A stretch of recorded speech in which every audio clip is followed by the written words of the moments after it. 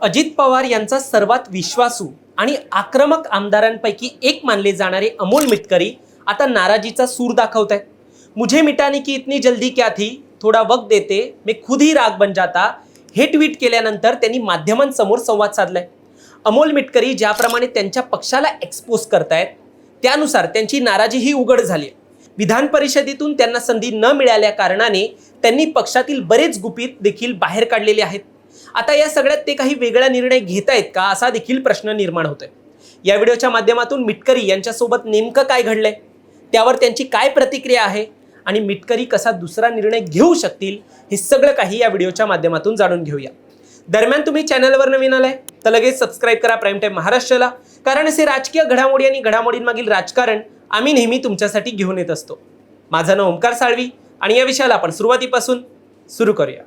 तर मंडळी, मिटकरी यांचं म्हणणं आहे, विधान परिषदेची जेव्हा निवडणूक होत होती तेव्हा त्यांना पक्षातून कुणीच विचारलं नाही। म्हणजे जेव्हा उमेदवारी देण्यात येत होती तेव्हा त्यांना पक्षातून कुणीच विचारलं नाही। अगोदर परिषदेची जागा ही अजितदादांच्या राष्ट्रवादीतून त्यांना देण्यात आली होती आणि त्यांची टर्म संपल्यावर मंत्री, माजी मंत्री, आमदार, वरिष्ठ नेते यातल्या एकाही नेत्याने त्यांना फोन करून एकही वाक्य देखील सांगितलं नाही।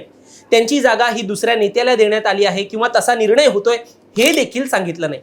मिटकरी यांचं म्हणणं होतं, वरिष्ठांनी फक्त सांगितलं असतं की बाबा यावेळी जागा तुला देत नाहीये, पण अमोल आम्ही तुझ्या सोबत आहोत, काळजी करू नकोस, तरी त्यांना चांगलं वाटलं असतं। पण हे सगळं घडलं नाही याची खंत त्यांनी व्यक्त केली। एकूण काय तर ज्या पक्षात आपण सर्वस्व झोकून दिलं त्या पक्षात जेव्हा गरज संपते तेव्हा असं वागणं मिटकरी यांना खूप खटकलंय। परंतु या सगळ्यात मिटकरी यांनी वरिष्ठ नेत्यांमधील काही नेत्यांना घेऊन अंतर्गत राजकारण करण्याचे आरोप केलेत। त्यांनी स्पष्ट नाव घेतलं तर नाहीये, पण ते वरिष्ठ माझा तिरस्कार का करतात असा प्रश्न त्यांनी उपस्थित केलाय। मला प्रवक्ते पदावरून काढलं, नंतर मुख्य प्रवक्ते पदावरून काढलं आणि हे असं त्यांच्यासोबत त्यांच्याच पक्षातील वरिष्ठ करत असल्याचं मिटकरी सांगतायत। विश्लेषक म्हणतात, अजितदादांच्या राष्ट्रवादीमध्ये दोन गट आहेत, एक अजितदादांच्या प्रभावात पुढे आलेला गट आणि एक प्रफुल्ल पटेल आणि सुनील तटकरे यांच्या नेतृत्वातील गट। त्यात अमोल मिटकरी हे अजितदादांच्या गटातून येतात आणि दादांच्या निधनानंतर पटेल आणि तटकरे यांच्या फेवरमधल्या नेत्यांचा दबदबा सध्या वाढलेला आहे। त्यातच अमोल मिटकरी यांचा राजकीय बळी दिला जातोय। आता प्रश्न येतो, अमोल मिटकरी हे पक्ष बदल करणार का? कारण मिटकरी यांनी स्पष्ट सांगितलंय त्यांना इतर पक्षांकडून ऑफर आल्या होत्या पण त्यांनी नाकारल्या, कारण त्यांची निष्ठा ही अजितदादांवर आहे।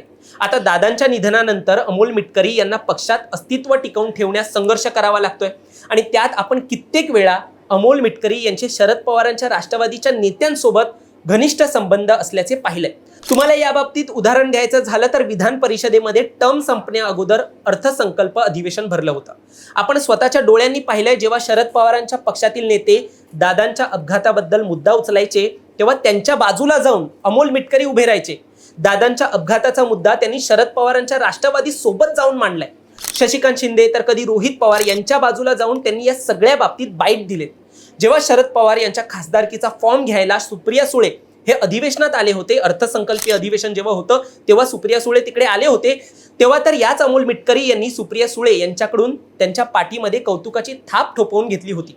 अमोल मिटकरी हे अजूनही शरद पवार यांच्या राष्ट्रवादीचे जवळचे आहेत। विलिनीकरण करायची चर्चा सुरू झाली तर विलिनीकरण झालं पाहिजे या भूमिकेचे ते आहेत आणि हीच भूमिका सध्या त्यांच्याच पक्षातील काही वरिष्ठांना पटत नसल्याने त्यांच्याकडच्या सगळ्या जबाबदाऱ्या टप्प्याटप्प्याने काढून घेण्याचा कार्यक्रम सध्या सुरू असल्याचं म्हटलं जातं। आता मिटकरी या सगळ्याला वैतागून जरी वेगळा निर्णय घेण्याचा विचार करतील तर ते कोणत्या पक्षात जातील हे आता वेगळं सांगायला नको। तरी देखील तुम्हाला यावर काय वाटतं? तुमचं मत देखील आम्हाला कमेंटमध्ये सांगा आणि जाता जाता आजचं मिटकरींचं ट्विट तेवढं बघून जा।